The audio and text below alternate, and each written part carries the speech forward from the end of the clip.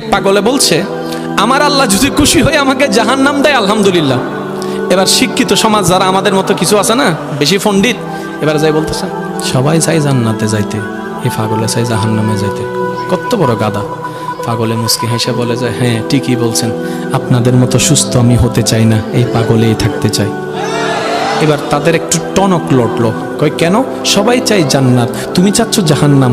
বলে যে ভাইয়ারা, আপনারা মনে হয় আমার কথাটা খেয়াল করেন নাই। আমি বলেছি আমার রব যদি খুশি হয়ে,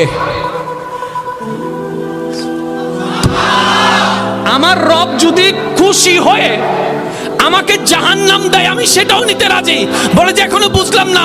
পাগল বলে জ্ঞান দিয়ে রবের বিষয় বোঝা যায় না, দিল দিয়ে বুঝতে হয়। আরে শুনো, রব যখন খুশি হয়ে যাবে জাহান্নামটা জান্নাত হয়ে যাবে, রব যখন নারাজ হয়ে যাবে জান্নাতটা জাহান্নাম হয়ে যাবে।